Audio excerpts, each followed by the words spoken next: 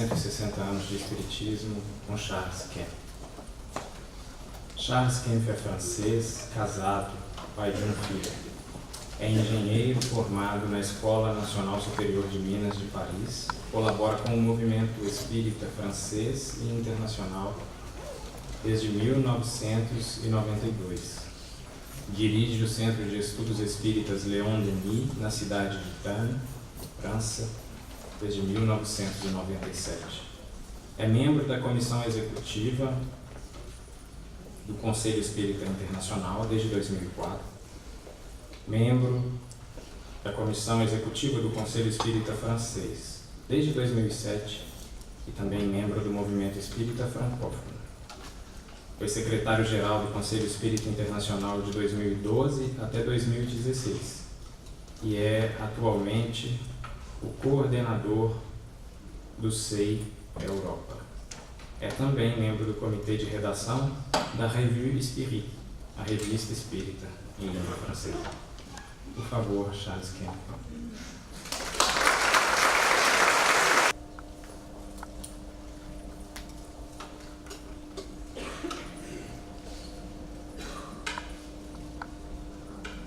Mesdames et messieurs, bonjour. Je suis très heureux d'être ici aujourd'hui parmi vous. J'aurais bien aimé donner cette conférence dans la langue de Molière, qui est ma langue natale. Mais malheureusement, pour des raisons techniques, ce ne sera pas possible. Et donc, je vais continuer ma conférence en portugais.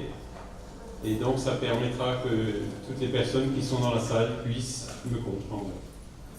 Et donc, par avance, je demande aussi des excuses puisque mon portugais n'est pas aussi bon que mon français. Mais bon, je vais faire au mieux.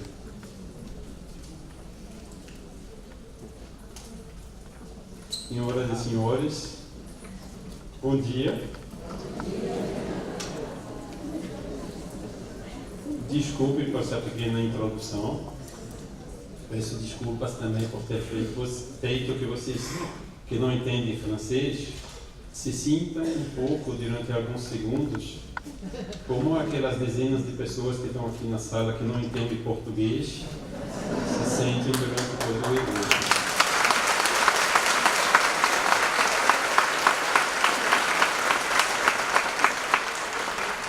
Eu queria agradecer a Fé Suisse e todos os, como você falou, os periquitos, canarinhos, e é de uma grande admiração realmente dessa equipe de trabalhadores, essa organização, tudo. Então, todos os meus parabéns e agradecimentos por permitir que esse evento aconteça aqui na Suíça, essa oportunidade de divulgação da doutrina espírita nesse país que é a Suíça. Agradecendo também a todos os palestrantes de ontem que nos deram essas belas palestras. Eu vou falar então, e também, desculpem, agradecimento aos tradutores. Eu vou falar devagarinho, para que eles tenham a possibilidade de traduzir, né, para aquelas pequenas dezenas de pessoas que estão aqui que não entendem português, né, que entendem só alemão, ou inglês, ou francês. E agradecendo mais uma vez a Fé Suisse de ter feito esse esforço, que eu sei que é muito grande, porque sem as traduções, essas algumas dezenas seriam zero. Não podiam vir porque não poderiam entender. Agora eu lanço aqui um apelo para que a gente veja e que a gente se coloque como objetivo para fazer de maneira que na próxima vez, em vez de algumas dezenas, possa ser uma centena ou mais.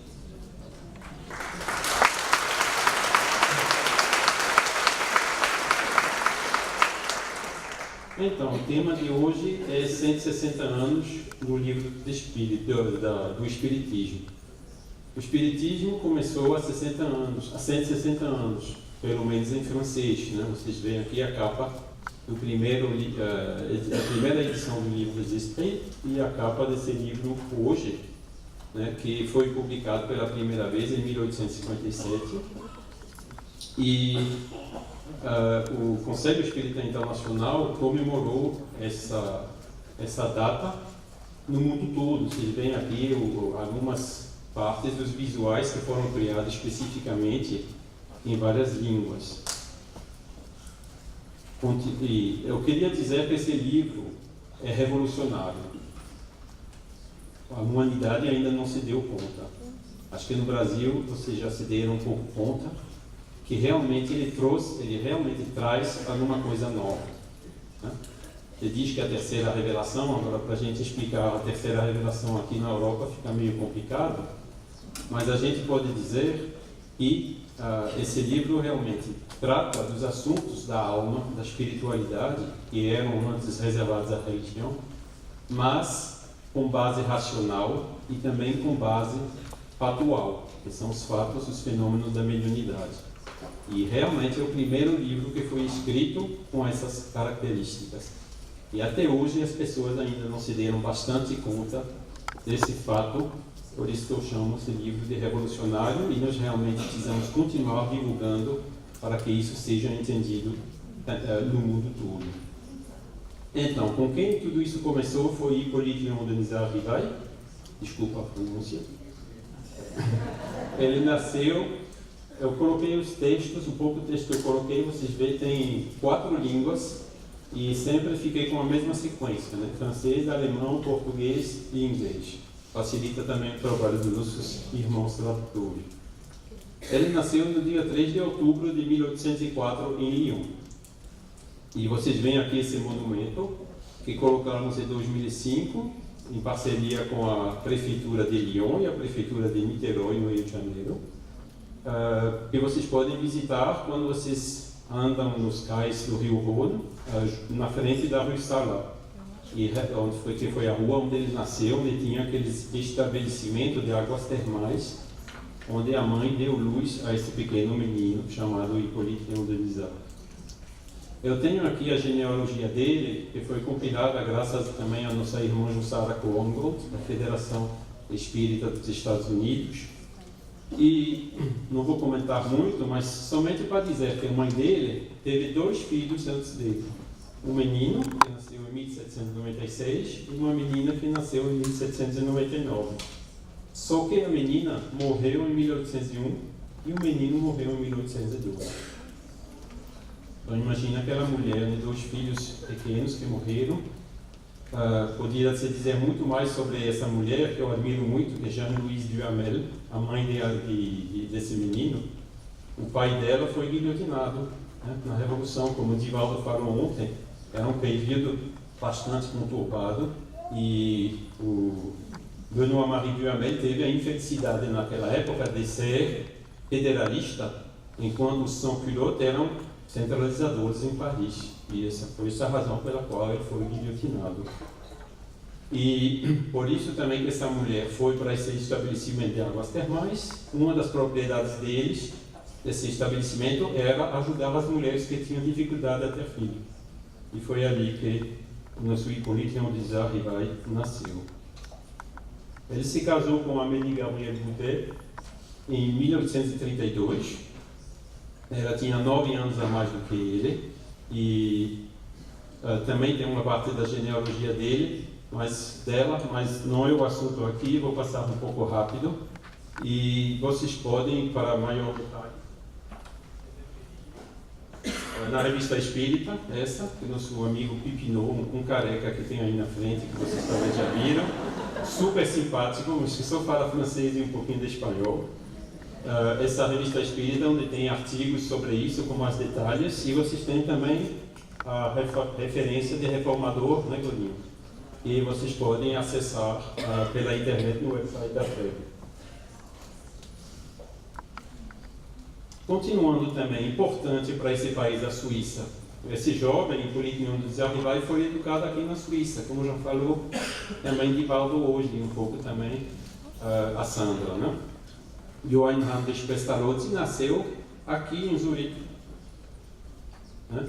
Ele passou essa temporada lá em Verdun, que vocês veem um castelo, e ele se desencarnou em Brugge.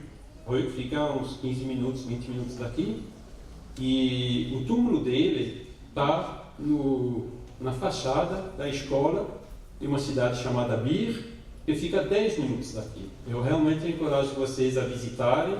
Vocês vão reconhecer o lugar por lindas imagens assim nessa fachada, e um pé de rosas brancas na frente do túmulo, que foi a vontade dele.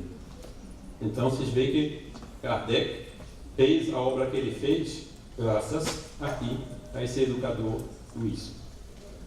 Ele guardou muitos contatos também na Suíça, como eu vou falar um pouco depois. Em 1823, 19 anos, ele já estava em Paris, já tinha saído da escola. E vocês veem aqui no dia 1º de fevereiro, quer dizer, não tinha nem 19 anos ainda, ele já colocou um anúncio de um livro que ele ia publicar, que saiu em 6 de dezembro de 1823, que é esse cours pratique théorique d'arithmétique, né? Seguindo o método de Pestalozzi, com algumas modificações. Então, ele, como vocês podem ver, se dedicou à pedagogia e à educação. Em 6 de agosto de 1825, também se encontra esse anúncio. Ele estava abrindo uma escola de primeiro grau, que ele fundou em Paris, e nesse outro documento, vocês podem ver aqui, dia 31 de agosto, um pouco depois, e ele era chefe de instituição, homem de letras, e que morava na época na Rue Richer, em Paris, número 9. Um pouco depois, ele, em 1828, escreveu esse plano para a melhoria da educação pública, que foi submetido no governo, nas autoridades políticas da época na França. Quer dizer, ele teve uma certa 28, ele já tinha 24 anos, mas já era bem conhecido nesse meio da pedagogia. E também interessante para vocês aqui, na Suíça, na Alemanha pelo menos, em 1930, ele publicou essa tradução em alemão do livro Telemaque, né, de Fénelon. E temos um exemplar desse livro extremamente interessante. A gente já digitalizou tudo isso, vocês podem fazer download na Enciclopédia Espírita, www.espiritismo.net. Então, como é que o Espiritismo começou no século XIX? Vamos começar com o século XIX. Teve aquele episódio da família Fox, né, 1848. Todo mundo conhece, né, aquele Poltergeist, como vocês dizem aqui, golpes, e aquelas primeiras tentativas, né, das irmãs Fox de comunicar com o fenômeno. E mostrando assim que tem uma comunicação possível, que esse fenômeno não é simplesmente um fenômeno assim aleatório, mas que parecia que tinha alguma inteligência por trás. E tudo isso deu nascimento ao chamado espiritualismo americano. O jovem Hippolyte Léon de Lizarribaille também estudou o magnetismo, o mesmerismo, que era muito desenvolvido na primeira metade do século XIX. E entre aqueles mesmeristas, tinha alguns que eram espiritualistas, não todos, né? Uns falavam que os fluidos eram materiais, uns eram dualistas, né? Pensando que tinha outra coisa do que a matéria sem realmente falar de alma, né? E os outros eram espiritualistas. E esses mesmeristas espiritualistas, quando estudaram esses fenômenos, viram realmente que tinha inteligências que se comunicavam, né? Quando colocavam as pessoas no sonambulismo magnético, e que era uma individualidade diferente do sonâmbulo, né? E aí eles já avançaram na época essa hipótese que existe espírito, que o espírito sobrevive à morte. E foi em 1854 que Hippolyte Léon de Lizarribaille começou a observar, foi a primeira vez colocado em contato com esses fenômenos.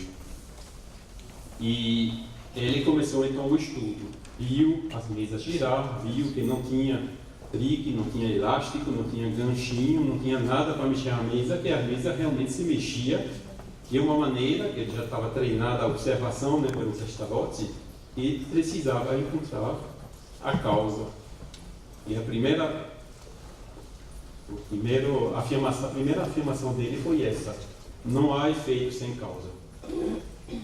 Como foi falado ontem também, isso ainda hoje está na base de todas as ciências. O nada não pode fazer alguma coisa. Então não tem um efeito, necessariamente tem uma causa. E ele continuou porque viu que a mesa também não se movia de maneira aleatória, mas que parecia se mover de maneira inteligente. Aí ele deduziu todo efeito inteligente deve ter uma causa inteligente. Eles veem aqui o bom senso do observador, né, que usou aquela metodologia. Naquela época, ele morava o número 8, Rue des Martyrs, que vocês veem uma foto ali recente, né, daquele local. E quando o Divaldo passou em Paris, foi no mês de maio, né, eu fui lá nos arquivos da Municipais de Paris e descobri que o François Duhamel, que era aquele famoso tio de Kardec, se desencarnou em 1855, quer dizer, no ano depois do primeiro contato de Hippolyte Léon Désarrivaille com os fenômenos, naquele mesmo endereço, Rue des Martyrs, número 8. Mostra que Kardec e Amélie tomaram conta do tio que já tinha 82 anos, apesar de todas as dificuldades que esse tio criou durante a vida dele. Caridosamente, eles cuidaram dele até o desencarne. Então, foi depois dessas observações, de 54 a 57, ou seja, 3 anos, que Kardec publicou pela primeira vez, como falamos, o Livre des Esprits. Certo? Eu coloquei aqui, não vou ler, vamos dizer assim, o que esse livro contém, né, que ele colocou na capa desse livro. Né?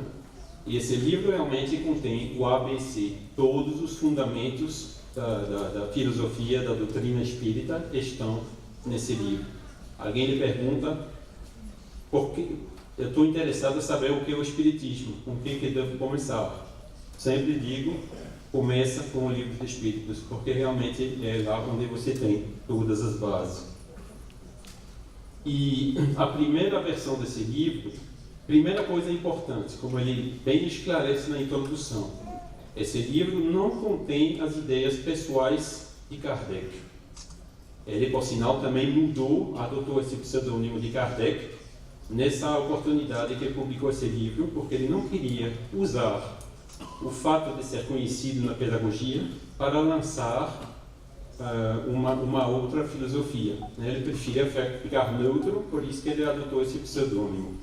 Mas todo mundo sabia quem era, não era nada de querer se esconder ou coisa do que vale.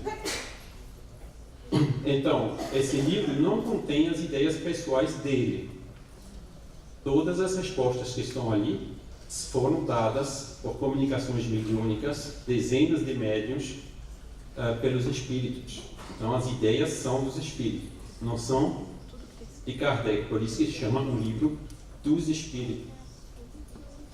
Isso é uma grande diferença, uma grande característica também do espiritismo, né? Porque em várias outras filosofias, correntes espiritualistas, os livros de bases saíram da cabeça daquela pessoa que fundou aquela filosofia ou aquela corrente religiosa. Não foi o caso com o espiritismo. Eu estou mostrando aqui uma edição da FEB, né, Godinho? Onde vocês colocaram uma imagem lá, tem uma imagem do Palais Royal. Agora, essa imagem era realmente a parte renovada do Palais Royal, porque procurando nos arquivos a gente encontrou essa outra imagem, onde vocês veem à esquerda ali, vocês podem ver na fachada que a gente só vê o cantinho do alto, né? E era a parte mais antiga do Palais Royal, que tinha estrutura de madeira, como podem ver, né? E aquelas vidraças assim no teto. E foi ali que foi lançado. E encontrei outras imagens, uma que a gente vê um pouco melhor, a Librairie d'Antu, né? E uma outra, pela Biblioteca Nacional de França, diz que aquela imagem é o interior da loja de D'Antu. Para vocês conhecerem, sentirem o ambiente 160 anos atrás, onde foi publicado esse livro. Depois, ele fez uma segunda edição do Livro dos Espíritos, 1861, que tinha 1019 perguntas, em vez de 500 só, e que hoje é a edição definitiva. E a primeira edição, ele foi distribuída na França, mas no mundo inteiro. E ele recebeu respostas do mundo inteiro, de pessoas que disseram: olha, você escreveu isso, nós aqui também fazemos experimentos e a gente recebeu coisa bem semelhante, a gente recebeu a mesma coisa. E isso é outra característica fundamental, é a universalidade do ensino do Espírito. Eles vieram dar isso em Paris, mas não somente. Vieram também aqui em Zurique, em Viena, nas Américas, todo canto os espíritos vieram dar esses mesmos ensinos, né? Inclusive Kardec introduziu naquela extensão, naquela revisão do livro, as respostas que ele recebeu do mundo inteiro. Depois ele escreveu o Livro dos Médiuns, 1871 também, o Evangelho segundo o Espiritismo, 1864, o Evangelho, não, o Céu e o Inferno, 1865, e a Gênese, que foi o último que ele escreveu, 1868. Vocês veem, 57 para 68, 11 anos. E ele se desencarnou no dia 31 de março de 1869, em Paris, e tem o famoso túmulo dele com o dolmen lá no Père Lachaise, que é um dos túmulos mais visitados do Père Lachaise. E gostaria eu realmente que todas as pessoas que o visitam fossem espíritas, não é o caso. Mas, assim mesmo, o nome já soa bem, já atrai bastante gente, né? Agora é só a gente trazer. Ok, vocês já leram um livro dele? Leiam um livro dele, né? E aos pouquinhos fazer que as pessoas procurem saber mais sobre ele. Isso foi a época de Kardec. Vamos ver agora o que aconteceu depois. Na Revista Espírita de janeiro de 1869, quer dizer, 2 meses antes de se desencarnar, Kardec colocou esse artigo, Estatística do Espiritismo, onde ele mostra que nos Estados Unidos tinha entre 4 e 10 milhões de espíritas, né, que ele fala, ou de espiritualistas. Né? E na Europa tinha 1 milhão. Né? 600 mil somente na França. E ele colocou, sem colocar números, assim, a classificação dos diversos países, né, na ordem de importância ou de quantidade de informação que ele recebia. Vocês veem que a Suíça já aparece também como número 10 aqui, porque o Kardec, como estava jovem, estudou aqui na Suíça, ele conservou muitos amigos aqui na Suíça. E outra parte da estatística, não estou mostrando tudo, mas vocês podem também ver no original tudo que ele falou sobre isso, tinha 70% de homens e 30% de mulheres na época. E hoje a gente já pode ver que isso se equilibrou e até se inverteu um pouquinho. Né? Não sei se você fez uma estatística agora dos inscritos, né? Mas parece até que hoje é um pouco o inverso. Né? Tem mais mulheres do que homens. Então, nós colocamos todas as revistas espíritas e outras revistas da época, dessa segunda parte do século XIX, na Enciclopédia Espírita. E eu mesmo participei nesse trabalho, mas não tive a força e a coragem e o tempo de ler tudo em detalhe. E eu quero aqui agradecer a alguns pesquisadores que fizeram esse trabalho e que publicaram recentemente alguns livros, que eu estou mostrando aqui 3 deles, né? Os 2 primeiros de Adriano Calzoni. Ele realmente analisou tudo, fez estatísticas de quantos artigos, sobre que assunto nas revistas, um trabalho fantástico. E lendo também as outras publicações ligadas a isso, né? E esse outro livro aí, onde o autor realmente ele fala do histórico, como tudo apareceu, em que contexto isso foi, e falando também desses primeiros momentos do desenvolvimento da doutrina. Então, o que aparece nesses livros é que, nesses anos 1870 a 1895, o período na França foi muito complicado. Quando tinha escaneado, eu vi que tinha, às vezes, algumas coisas um pouco brigas, né, uns desentendimentos, mas eu não li tudo porque era difícil, e ele fez. Né? E o que aparece? Primeiro, houve o clima político. Né? Divaldo falou ontem da guerra contra os prussianos, falou também da Comuna, né, que foi uma revolução dentro da França, que inclusive foram queimados os arquivos do Estado Civil de Paris, por isso que hoje é difícil procurar quem nasceu, quem morreu quando, antes de 1870 em Paris, porque foi tudo queimado, tudo perdido. Né? E esse clima político realmente não foi muito bom. Depois eu estou mostrando aqui 2 fotos, né? Uma do Pierre Gaëtan Lemarie e uma outra embaixo, onde vocês veem Edouard Buguet, que foi um fotógrafo que se especializou em fazer fotografias de espíritos. Vocês veem aqui a foto de Buguet com diz ele, né, o espírito que aparece na foto. Só que o que aconteceu é que o Lemarie pegou essas fotos, colocou na revista Espírita para vender mais a revista Espírita, né? E o que devia acontecer aconteceu. Viram que tinha algumas fraudes que foram evidenciadas e houve um processo na justiça contra o espiritismo, contra a Lemarie, que ficou, por sinal, 1 ano e meio na cadeia por conta disso. E isso prejudicou muito o movimento na França. Por quê? Porque todo mundo, a opinião pública está dizendo os espíritos, eles creem em tudo, os espíritas, né? E não são pessoas sérias, etc. Tanto é que na comemoração anual do cemitério Père Lachaise, no túmulo de Kardec, do desencarne dele, um ano antes desse processo judicial tinha 800 pessoas participando. No ano seguinte já só tinha 100. Vocês veem como uma coisa assim pode prejudicar o movimento. Continuando, Lemarie também, ele se abriu muito. Ele era administrador da sociedade para a continuação das obras de Kardec e ganhava dinheiro, era assalariado por isso, né? E ao mesmo tempo dirigia o movimento espírita. Hoje não poderia ser, porque uma empresa uma entidade sem fins lucrativos, quem dirige não pode ser assalariado, senão não é mais sem fins lucrativos, né? E pronto. Ele abriu a teosofia, traduziu livros de Blavatsky. Não digo que Blavatsky é ruim, o Stan, por exemplo, não quero colocar nenhum julgamento aqui sobre maçom e tudo, mas de uma certa maneira ele diluiu, né?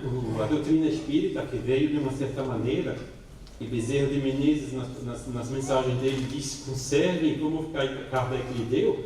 Ele começou a misturar com outras coisas, né? E o que aconteceu então na época? Tinha gente que não concordava com ele. Aí o movimento na França começou a se separar, né? Ele não fez mais a unanimidade. Continuando, pouco antes de Amélie se desencarnar, em 1883, ela participou e encorajou a fundação da União Espírita Francesa. O Lemarie estava na primeira reunião, mas na seguinte, quando foi fundada, ele não foi mais. E aí foi realmente que tinha duas correntes na França. Tinha a Revista Espírita, que o Lemarie continuava, e a Revista do Espiritismo, que foi iniciada pelas pessoas desse movimento, né, incluindo Alexandre Duran, o pai de Gabriel, e outros irmãos. Continuando.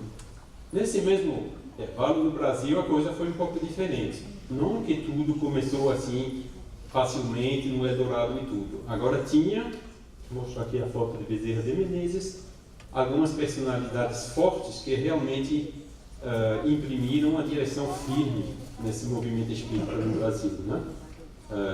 Bezerra não foi em contato com o livro de espírito por volta de 1875, né? O livro já era traduzido para o português na época, e pegou esse lema, né? Deus, Cristo, Caridade. E em 1884 já foi fundada a Federação Espírita Brasileira, né? E que até hoje é o órgão que federa o movimento espírita no Brasil. Continuando, depois houve uma certa renovação do movimento na França, né? Apareceu Léon Denis, que eu gosto muito, né?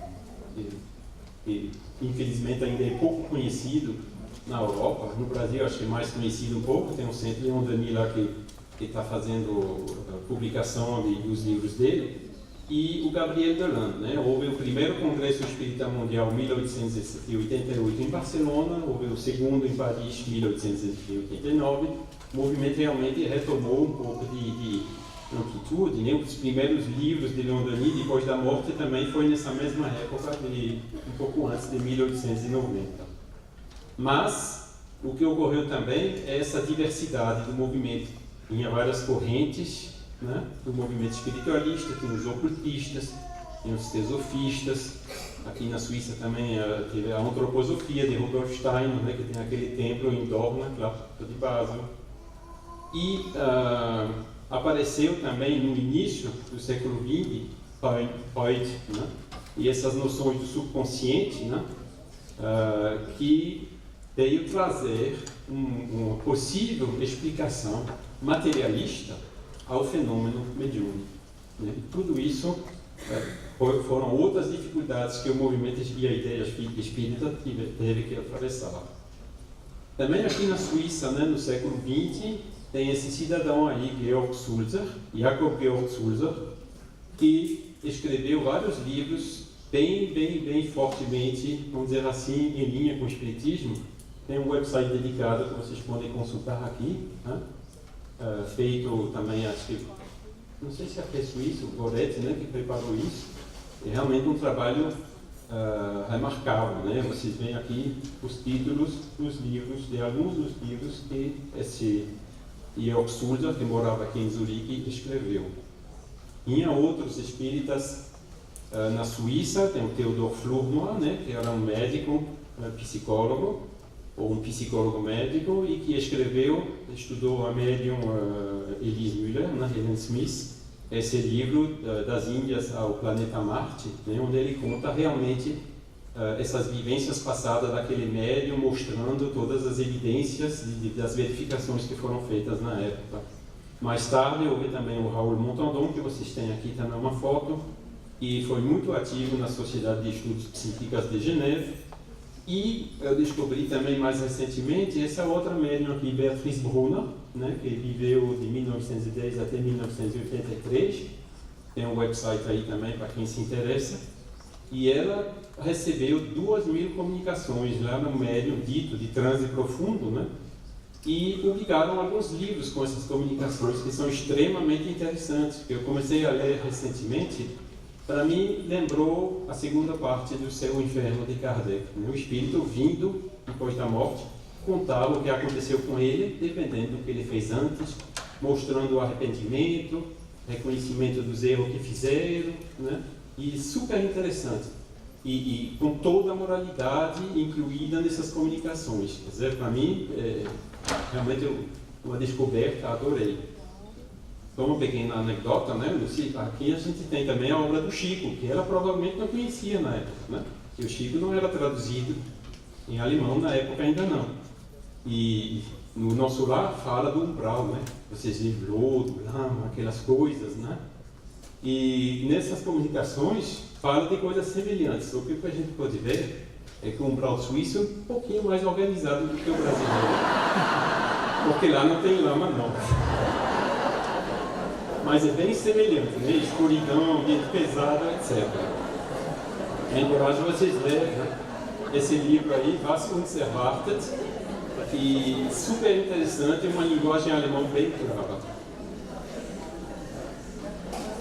Século XX também se falou em várias oportunidades a guerra, né, que foi pesado, e no berço da civilização, tantos horrores que aconteceram 2 vezes em seguida, que fez que muitas pessoas realmente dizer, mas como Deus, se existe, como é que ele pode deixar fazer uma coisa dessa, né?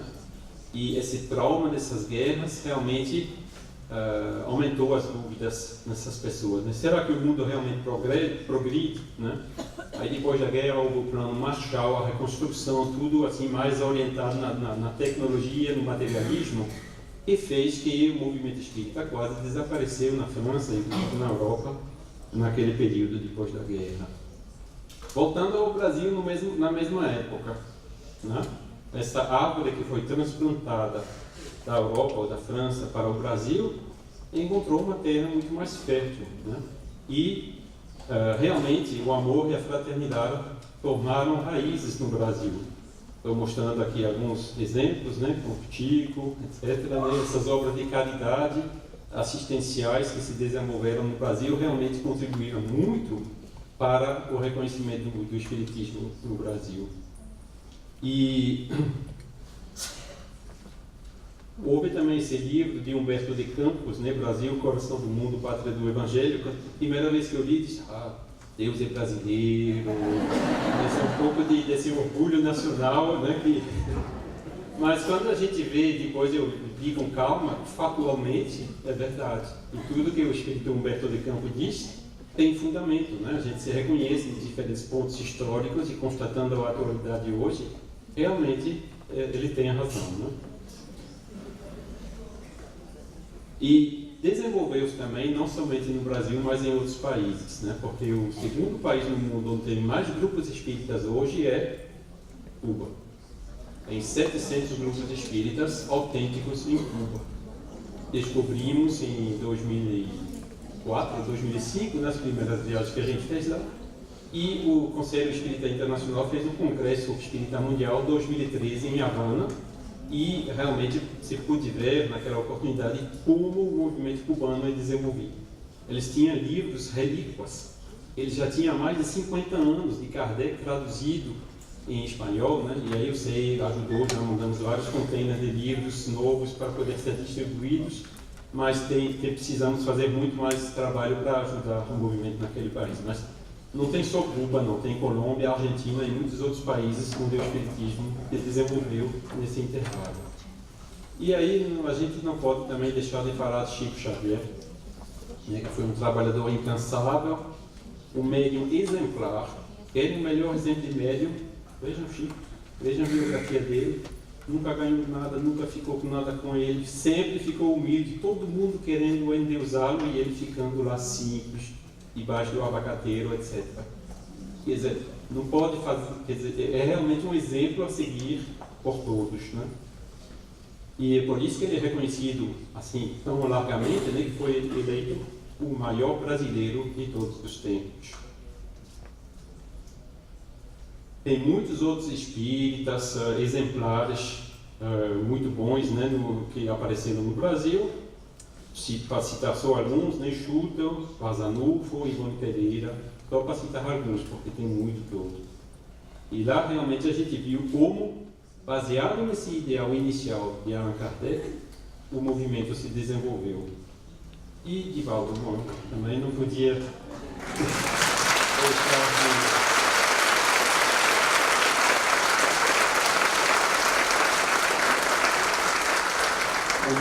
homenageá-lo, né, por esse trabalho, Mansão do Caminho, que eu consegui visitar, né, há 2 anos atrás, que eu não tinha conhecido, que realmente é uma obra exemplar, né. É também o caso do médium Divaldo, né, esses livros, Joana de Ângeles, todos esses espíritos que trouxeram tanta coisa graças ao trabalho de Divaldo para nós, né. E também as conferências que você vem fazendo, como foi mostrado ontem, né, de décadas, 65 países pelo mundo, né? E eu devo aqui dizer que Divaldo realmente ele tem essa sensibilidade, essa experiência. Ele vem aqui para a Europa, fala, mas de uma maneira que realmente é adaptada para os europeus. Isso é uma coisa, uma qualidade realmente extraordinária. Obrigado, Divaldo, por tudo que você fez e continua fazendo isso.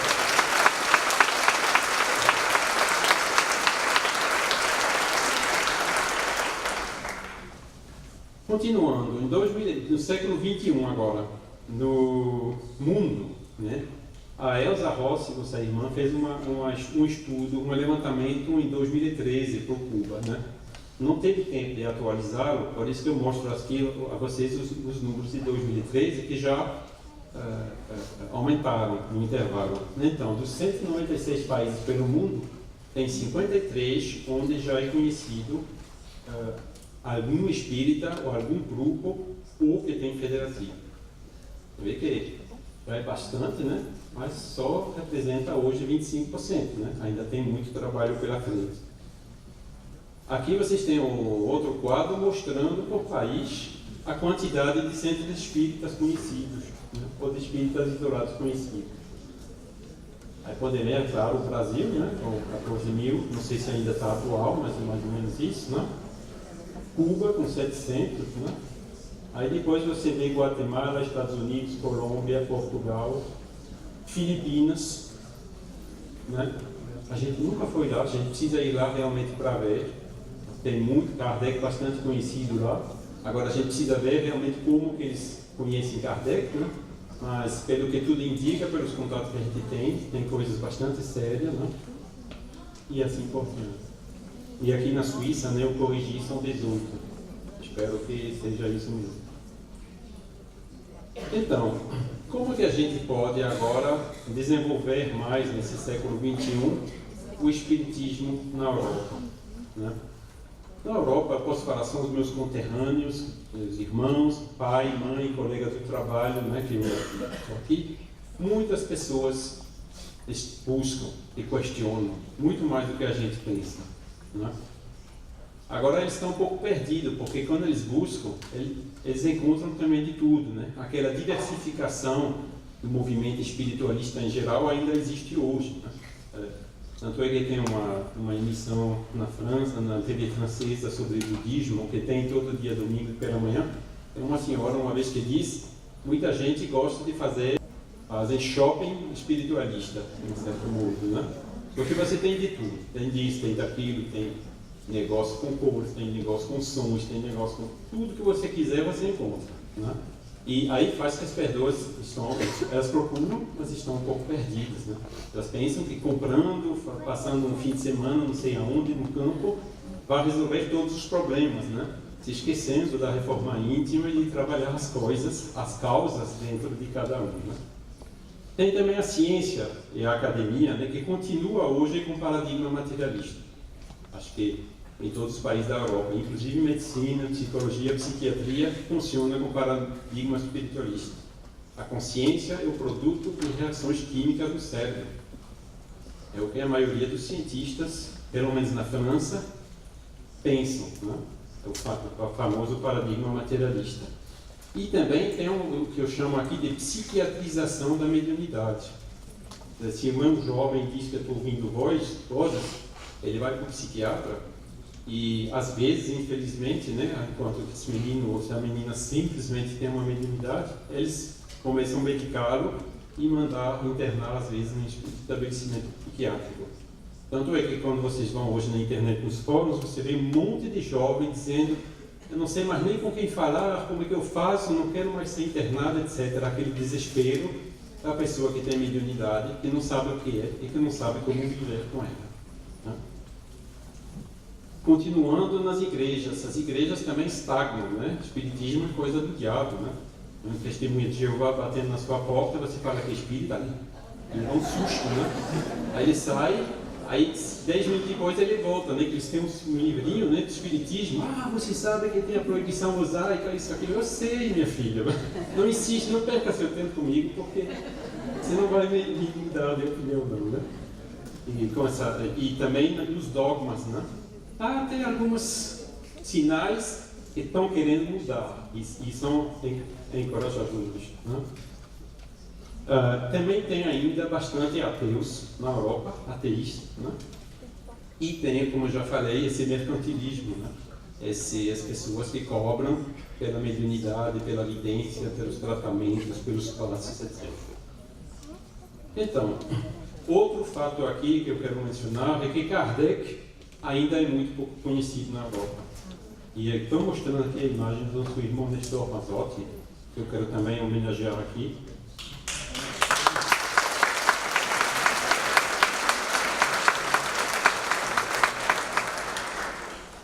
Ele está, quer dizer, na FEB, não sei se ainda faz hoje, mas toda semana tinha uma reunião mediúnica dedicada ao movimento espírita. E naquela reunião mediúnica, o Nestor nos contava assim, que um dia um espírito chegou dizendo: muitas pessoas na humanidade já estão prontas para acolher, aceitar a doutrina espírita, mas a doutrina espírita ainda não chega até eles. Isso é nossa tarefa. É o trabalho, prioridade número 1, que realmente a gente tem que fazer, é de colocar essa luz, né, como foi falada ontem, à disposição de tanto mais pessoas possível na humanidade, né?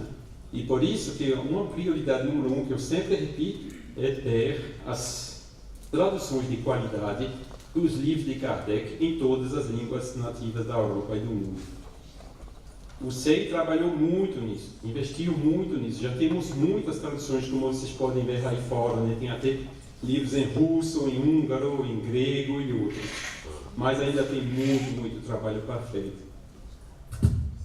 Livro dos Espíritos em árabe.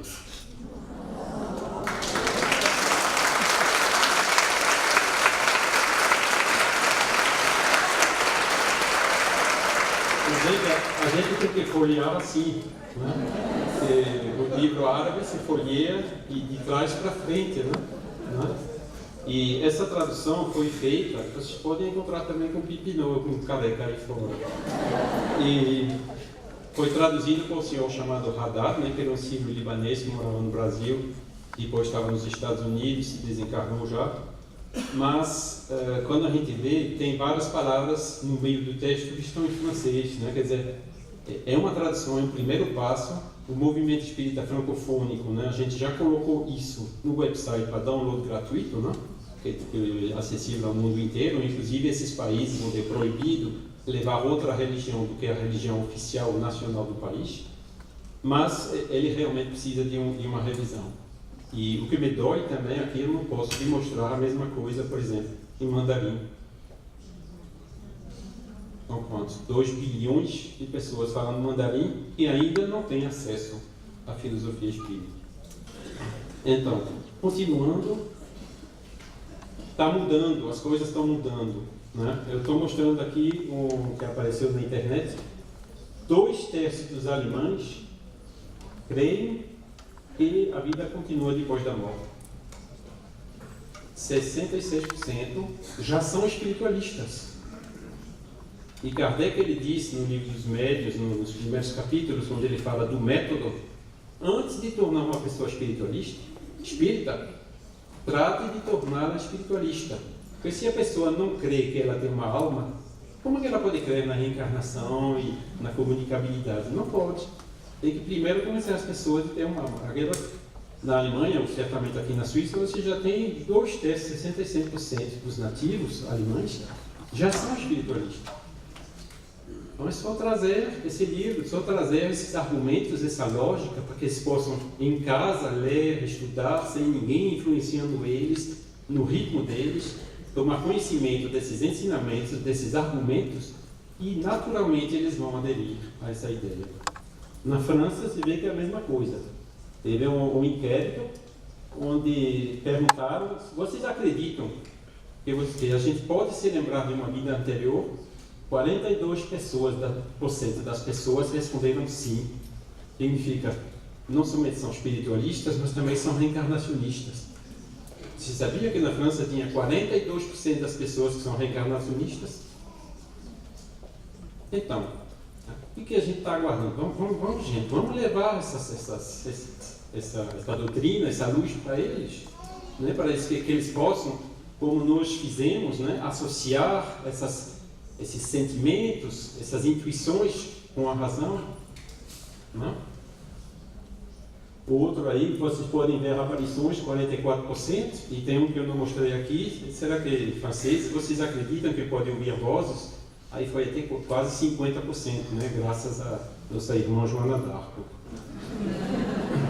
Pronto. Tem agora esse fenômeno que eu acho muito patente hoje, para provar que existe a alma, são as experiências de morte iminente, ou experiência de quase morte. Né? E está tendo mais e mais cientistas e livros publicados sobre isso, e realmente dentro do movimento espírita eu acho que a gente devia divulgar mais, a gente devia participar mais desses eventos, desses colóquios que eles fazem, que reúnem 10 mil pessoas. Né? Porque esse fenômeno ele é tão patente que realmente atrai o interesse e a curiosidade das pessoas. Né? E para mim, a melhor prova do espiritualismo é essa. O corpo está ali, parado, eletroencefalograma, não tem mais nada, né? E os médicos ali fazendo e tal, tentando reanimar, que eles conseguem fazer mais e mais hoje com o progresso da ciência, e de repente a pessoa, quando volta assim, se lembra de tudo que passou, tudo que foi dito, tudo que foi feito, até teve a oportunidade de sair dali, de ver o que aconteceu no quarto ao lado, aquelas experiências de túnel, de encontro com aqueles que eles chamam ser de luz, né, que são os espíritos, guias e tudo, né? Quer dizer, é uma coisa realmente, não é o cérebro que viu aquilo, que percebeu e que memorizou aquilo, é a alma. Né? Pode inventar qualquer outra explicação, vai ser certamente muito mais complicado que a simples hipótese que existe outra coisa em nós do que simplesmente átomos e moléculas materiais. E temos aqui um livro do Pim Van Loven, né, que é um holandês, que já veio para o Congresso Medicina e Espiritualidade que a gente fez na França. E ele claramente afirma no livro dele que nossa consciência sobrevive à morte do corpo físico. Agora vem as afirmações realmente categóricas. E mais categórico ainda é esse médico aqui, é o Eben Alexander. Ele é neurocirurgião, teve uma meningite muito forte, né? E não destruiu, mas prejudicou uma grande parte do cérebro dele. Tudo isso assestado com exame de scanner, de IRM e tudo mais, né? Mostrando que realmente o cérebro dele durante uma semana não podia funcionar. E ele também que trouxe todas essas percepções, essas experiências, né? E ele categoricamente afirma, agora nas conferências que ele dá no mundo inteiro, que a consciência não pode ser o produto do cérebro. Então, essas coisas muito fortes que ajudam, né, a chacoalhar um pouco esse povo daqui da Europa e a avançar para um paradigma espiritualista. Tanto é que já tem alguns cientistas que se uniram para fazer esse manifesto aqui para uma ciência pós-materialista. E naqueles cientistas tem Gary Schwartz, tem Mário Beauregard, tem Lisa Miller, Alexandra Moreira Almeida, né, que vocês conhecem lá no Brasil, da Universidade de Juiz de Fora, e escreveram esse manifesto dizendo que é anticientífico não considerar esses fenômenos, né, que sugerem a existência do espírito, e eles dizem que a ciência agora tem realmente que tomar isso como hipótese de trabalho se ela quiser avançar. Podem ler esse manifesto, tem lá assim, afirmações bem fortes e categóricas nesse sentido. Outra iniciativa que faz que as coisas estão mudando nessa transição que estamos chegando, né? Porque os espíritos eles ajudam em todos os lados. Mesmo o trabalho que a gente não faz, às vezes eles conseguem fazer por outros meios, né? E a gente também não pode reivindicar como espíritas a exclusividade de qualquer coisa, né? Nós somos simples, pequenos instrumentos aqui à disposição de Jesus e dos bons espíritos para fazer o que a gente pode de melhor aqui, né? A gente tem também um website aqui que vocês podem encontrar facilmente na internet. E eu queria também aqui homenagear uma terceira pessoa, que é Marlene Nobre.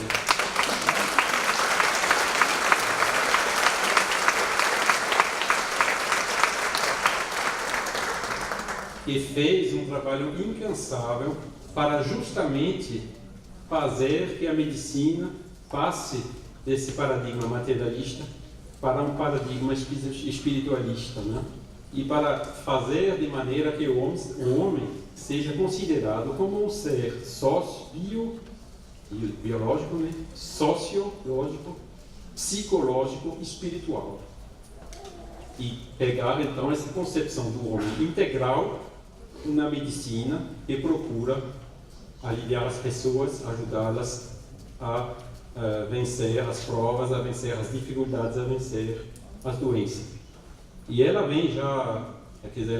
organizou essa AME no Brasil, depois essa Associação Médico-Espírita também se estendeu internacionalmente, e se forem ver aqui, já vai ser o 10º Congresso Francofônico de Medicina e Espiritualidade, que a gente vem fazendo a cada ano, né? Primeiro com ela, né? E aqueles médicos que trabalham com ela, e ela se desencarnou agora 1 ano e meio atrás, né?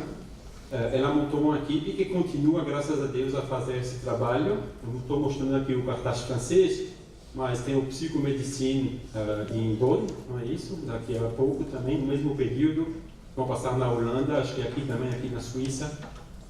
Eles fazem esse trabalho que está sendo muito apreciado nesse nosso velho continente.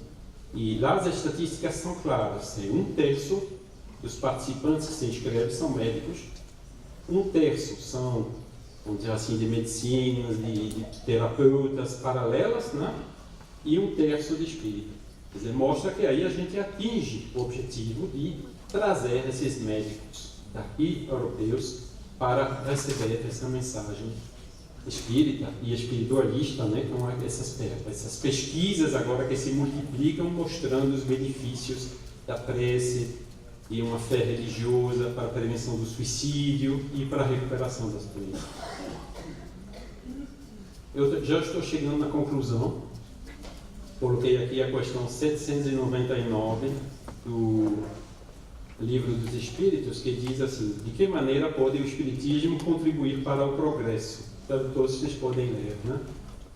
resposta dos espíritos, destruindo o materialismo, que é uma das chagas da sociedade.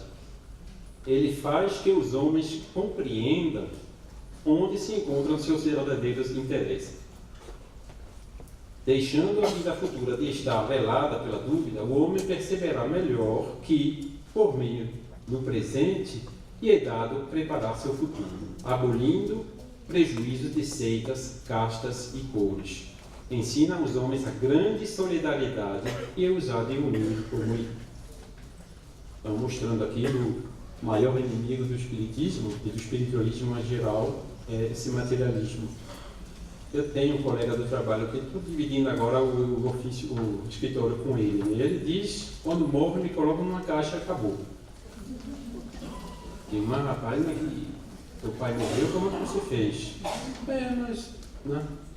Realmente, o meu pai também desencarnou recentemente, e mesmo sendo espírita, é uma separação, né? A gente sente no coração. Ele estava aqui, a gente sabe que continua, mas né, tem sempre essa dor que todo espírita tem, né? Mesmo sabendo dessa fé. Imagina a pessoa que não tem a fé, que pensa que agora acabou o deixo, né? E os espíritos, eles falam claramente no livro do espírito, que a maior causa do suicídio é isso.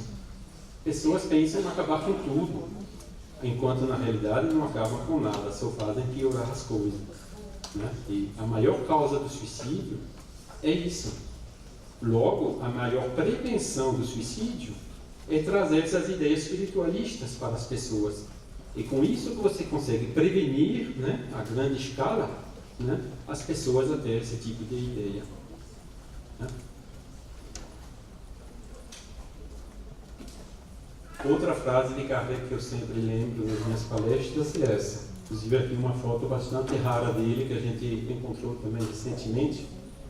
E fé inabalável só é a que pode encarar frente a frente a razão em todas as épocas da humanidade. Mostrando que a época da fé cega, né, dogmatismo religioso, acabou. Muitas pessoas no mundo ainda precisam que tenha alguém de confiança que diga a eles o que devem crer e não crer, porque essas pessoas ainda não querem, ou ainda não têm condições, ou ainda não podem raciocinar e refletir por elas mesmas. A questão é o quê? Tem que ter um padre, alguém de confiança, né? A gente vê logo o perigo, né? Se a pessoa não for de confiança, aí acontece o que acontece com a fé cega, né? Que tem esse perigo de cair no fanatismo e que gera tudo que a gente vê, inclusive ainda essa semana aqui em Londres, né? E pessoas fazendo coisas absurdas em nome de Deus. Então, a solução e a prevenção disso também está agora nessa fé raciocinada, né? Para levar as pessoas a raciocinar sobre essa questão, né? E que vai fazer desaparecer essa fé cega e substituí-la progressivamente por uma fé raciocinada. Eu queria aqui, mais uma vez, agradecer a vocês pela paciência, desculpem pelos erros de português, espero que vocês conseguiram entender e entender.